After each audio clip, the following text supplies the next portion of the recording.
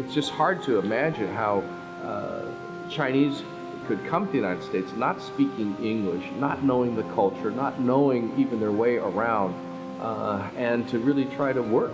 My mother always tell me, try your very best, work hard, and don't be afraid, and don't worry about being taken advantage. Starting in the 1800s to serving in World War II like my father, defending America and protecting our way of life. I recall the first night I never left home before like that, see, and I cried, actually cried. They have achieved so much and overcome so many great obstacles, new culture, foreign land, strange language, and yet they succeeded.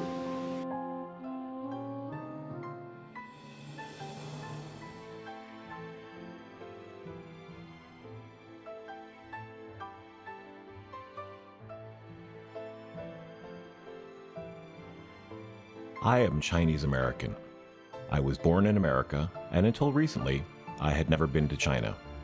What I grew up learning about my heritage and where my family came from were stories told by my mother and father. They were snippets of a past that I had no connection to. My story is not special, it's very typical. A child born in America to immigrant parents who came to make a better life for themselves and their children. My mother worked in a factory, and my father cooked in Chinese restaurants. They were sponsored by my great-grandfather, who worked very hard to become a small business owner.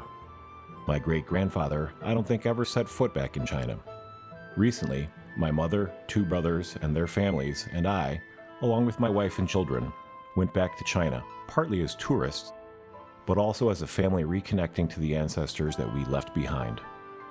This experience awoke my curiosity to the relevance of the Chinese-American journey, an immigrant story that had many challenges. It made me consider what the Chinese had to go through to make a life in America.